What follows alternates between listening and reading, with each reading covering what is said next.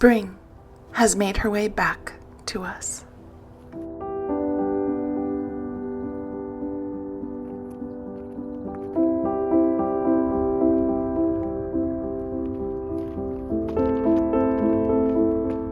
I've missed you. It's been a while since I've made a video, and I'm so happy to be back. How are you doing? How are you feeling? It's probably not spring in most places in the world, but spring has certainly come to Tucson, Arizona. You will see in a little bit, it was just snowing last week, but this morning I drove out when it was still dark so I could meet the sunrise and photograph some flowers in the desert.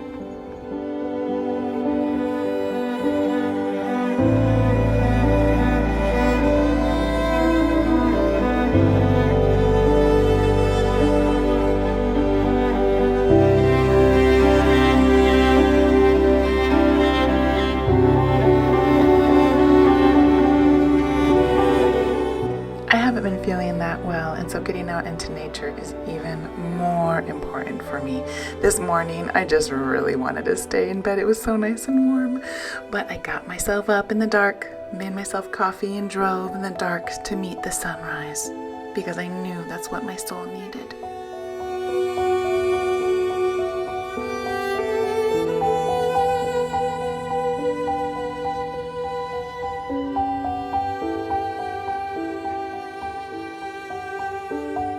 I love this human, my son, so much. When I got back from the desert and sitting in the flowers, he was willing to help me do some hula hoeing in the front yard. Now that it's spring, there's a lot more weeds to take care of. And he did it willingly. It just made my heart soar. I love him so much.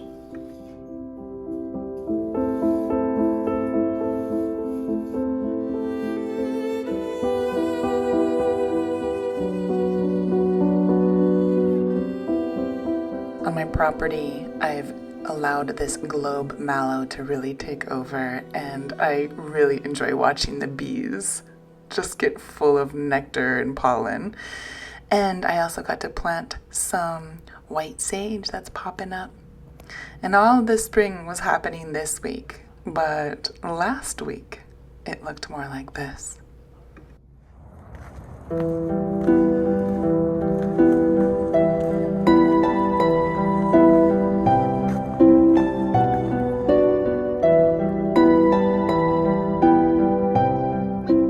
This was my dog Moon's first time ever seeing snow. He was just so blown away. He couldn't stop eating it, and he was like a little puppy. And to be honest, I was like a little child. Oh, my wonder and awe came out.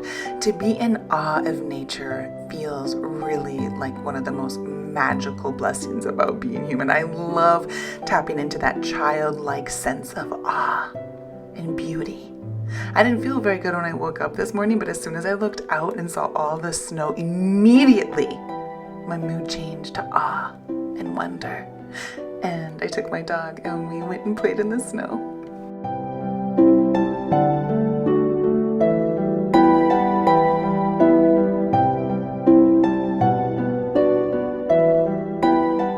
It only snows in this part of the world a few times every 10 years, so this is truly a magical, special moment.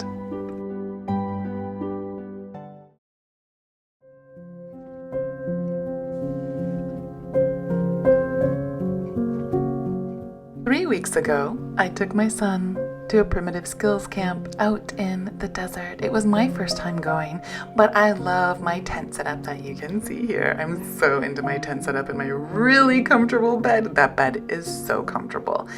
And we camped in this beautiful setting with all these really great primitive skills teachers. But really, my favorite part was just sitting in this desert and making coffee and watching my son play.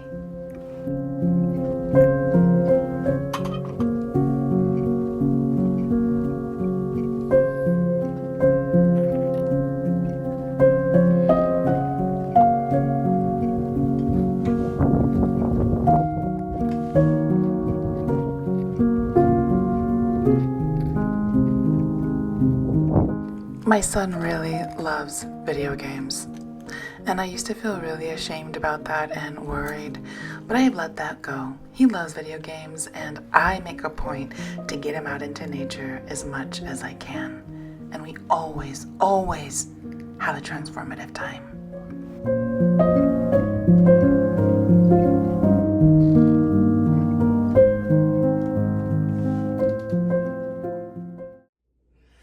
Hello. Look who I have.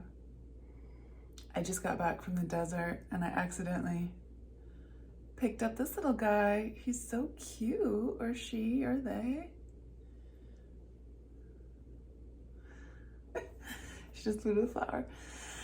I spent the morning, the sunrise, out in the desert, sitting with the wildflowers. We've had a lot of rain in the desert this winter, and the wildflowers are just beautiful. And I wish y'all could smell what it smells like out there. It just smells like warm honey and sunshine and earth, and the smell really penetrated my heart as much as the beauty did. It was really special. But I haven't made a video in a while, and I just wanted to let y'all know that I'm still here. I still desire to make videos. I just, I'm a one-woman team. I run my business all by myself. I do my photography with my clients, and I coach women about body image, and I reply to all the emails, I book all my clients, I do it all. And I'm a mother, and I live alone with my child, so all the responsibilities are on me. And it's wonderful, and it's a lot sometimes. I've been self-employed since I was a teenager, and sometimes I get really tired. I don't have sick days off. Let me just say this. I'm so proud of myself. I have taken care of myself based on my art, based on my hands. I used to be a massage therapist since I was a teenager, by myself. But that sounds really cool, but what I've realized is, like, being by oneself, doing everything by oneself is actually really not sustainable in my opinion. And that's what I've been doing for the last, I'm 43 now. Started that when I was 17. So since I was 17, and I'm 43 now. How many years is that? I can't do math. A lot of years. So yeah, sometimes I get a little down doing all the things.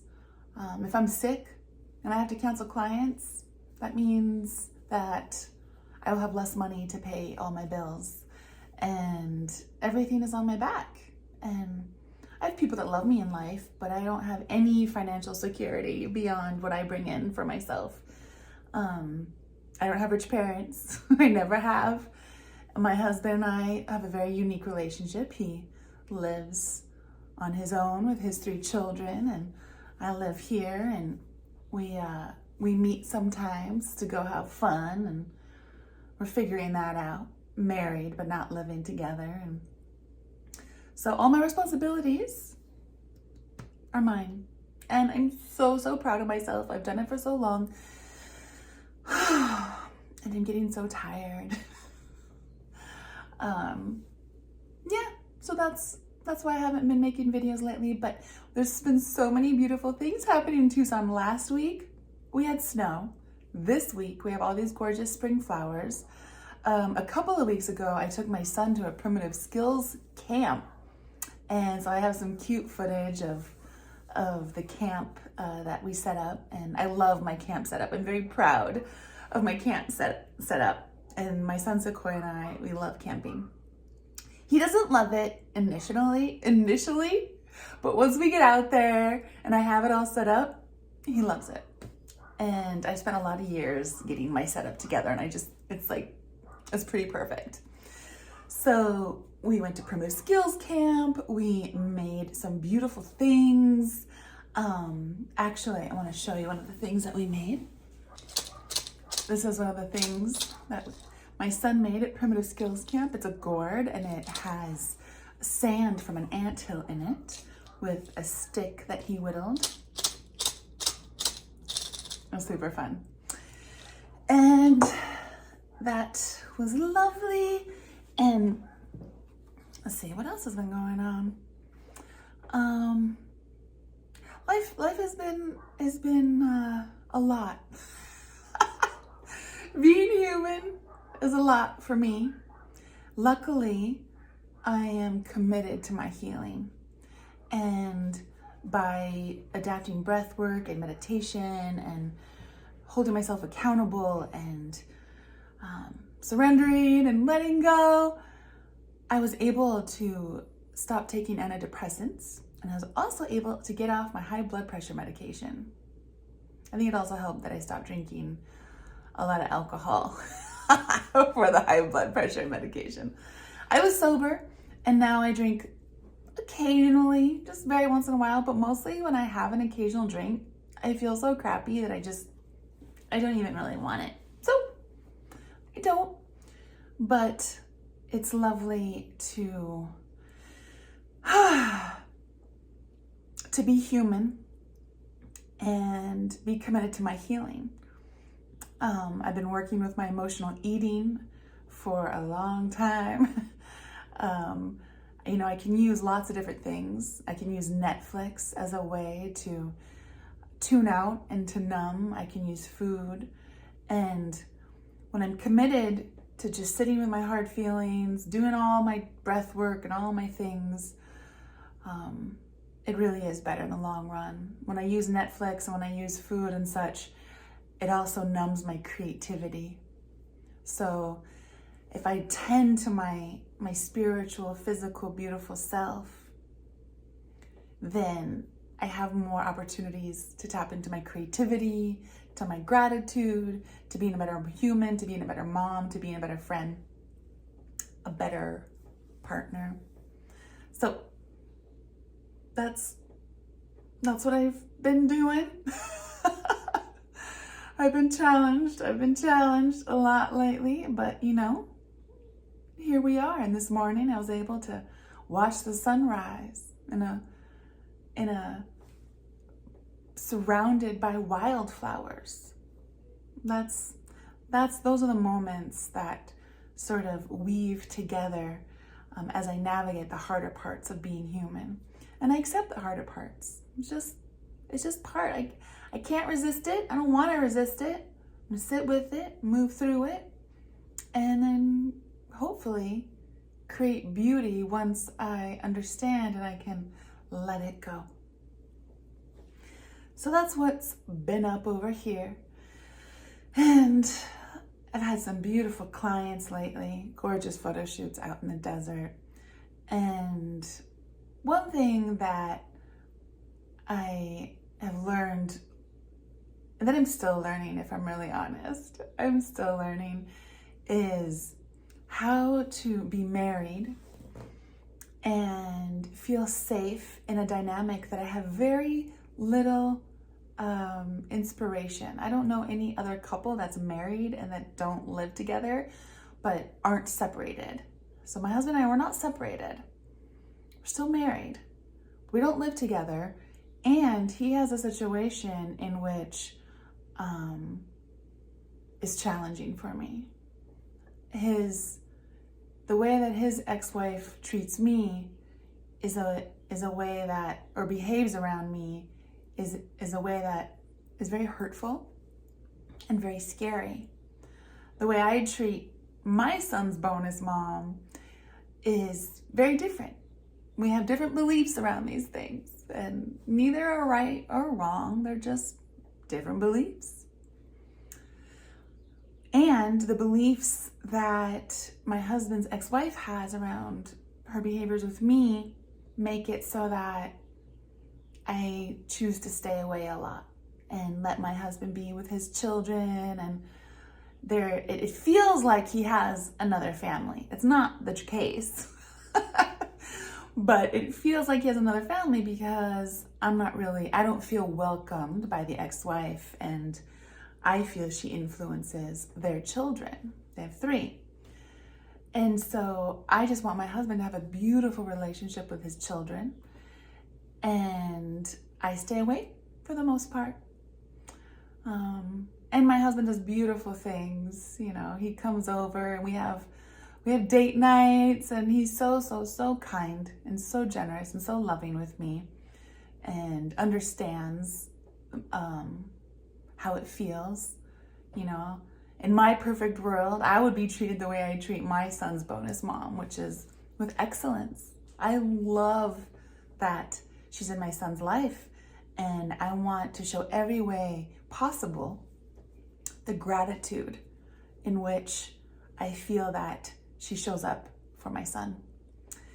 And my husband's ex-wife has instructed their children to block me, to on their phones, and block my son even. And it's okay that people gotta do what they gotta do. I respect that, but I'd be lying if I didn't say it didn't hurt a lot. And I already struggle with feeling like a good human a lot of the times.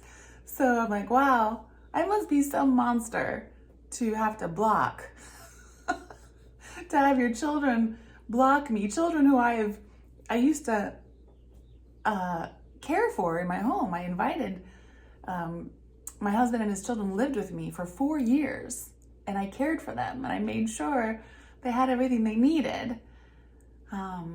Of course, I'm not caring for them now because we don't live together, but I did for 4 years.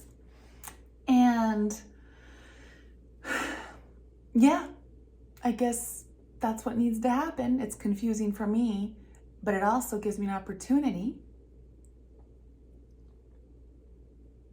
to feel safe, to cultivate safety for myself while honoring that folks do what they need to do. And it's okay. To be honest, I don't judge it. I'm confused by it. I'm hurt by it, but I don't judge it because I trust that that is what needs to happen for my husband's ex-wife and how she sees fit for their children. But it requires a lot of deep work for myself to not feel like I'm a horrible person. And I see this as an opportunity because I definitely have cultivated the most self-love I've ever cultivated for myself since being in this dynamic, since receiving her behaviors, which have shocked me since the get-go. So she's been a great teacher for me because I have learned, I've gotten the opportunity to dig deep, to love myself and to set up a situation that I feel benefits everyone. You know, I want my husband to have a healthy relationship with his children. I want his children to have a juicy relationship with their dad. And the only piece of the puzzle that doesn't really fit in that is me. And that's okay. That's all right. Because I actually like living in my little house with my son, and I like having our special time.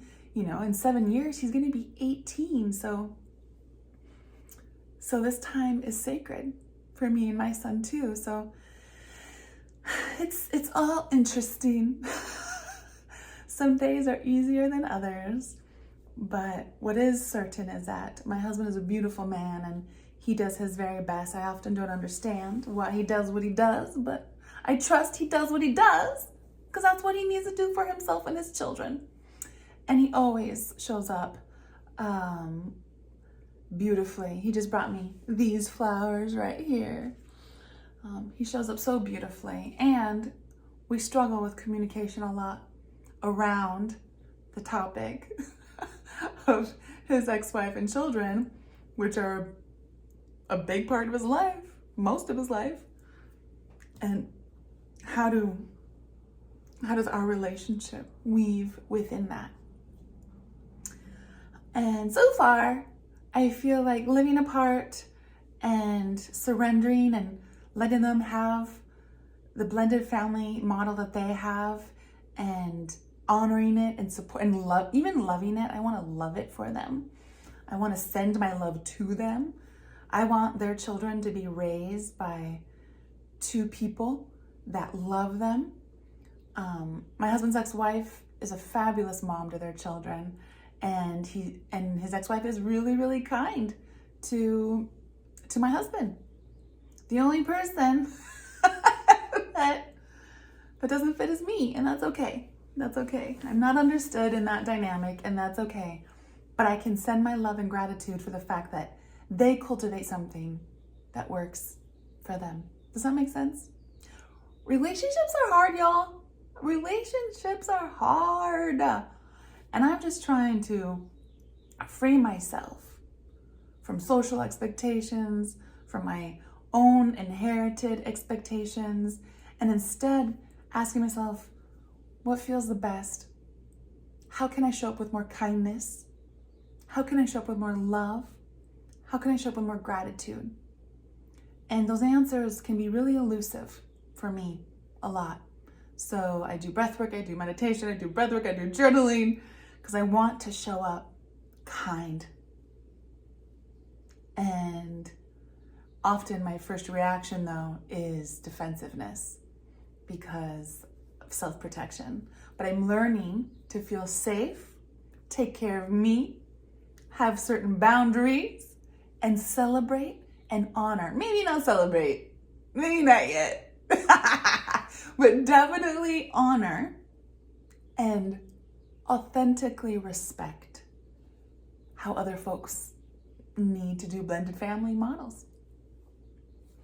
I'm so grateful for my blended family model. You know, my co-parent and I, we talk about hard things, we talk about easy things, we are friends. And the way we approach blended family is, if he and I want to be friends, then we must treat each other's partners with excellence. Because I don't understand how we could be friends without treating each other's partners with excellence and gratitude and making an effort, right? Like I wouldn't expect folks to feel comfortable with my co-parent and I's relationship if we didn't also make the effort to include them and treat them like queens and kings. And that's how I see my co-parent's partner. I see her as a queen, and I only want to show up in excellence for her. I want her to feel loved, because I believe being a bonus parent or a step parent, it's not easy. It is not easy, at least from my perspective. And so I want to show up to her with love and gratitude, and just, she knows if she struggles with my son, she knows she can come to me, and I have her back, and I will listen, and I will sit down with my son. I teach my son to respect her, and as I feel like I teach her to love and respect her, I feel like I'm teaching him to love and respect all women. I only speak in terms of excellence when it comes to my son's bonus mom, because I'm so grateful that my son receives bonus love from another beautiful human. So, but in order for that to happen, my co-parent and I, we have to be real. We have to be honest when things aren't going in a way that feels well. We have to be honest when feelings are hurt. We have to be honest and hold ourselves accountable. We have to forgive. We have to be willing to do hard things, to sit with hard emotions, but to be committed to kindness and committed to evolution. When I first started out co-parenting with my co-parent, it was not pretty. It was a shit show, if I'm being real. I didn't know how. I didn't know how to honor another woman in my son's life. I didn't know how to do that. I had to ask for help through therapists, coaches, friends, books. How do I release my scarcity, which what I had back then was very limiting beliefs about what was possible with love, and instead tap into gratitude and see another woman in my son's life as miraculous. That didn't come to me just like that. It took practice and commitment, holding myself accountable, but always committed to kindness. I just like, when something didn't feel kind, I was like, that doesn't feel kind. So I got some more evolving to do. I want to show up kinder. Anyway, that's kind of what I want to talk about today. Relationships are challenging, and even if you're not in a blended family model, relationships are challenging, y'all. It's an opportunity. I also think it's beautiful. I think they're challenging because change and evolution is hard. Healing is hard. Yes.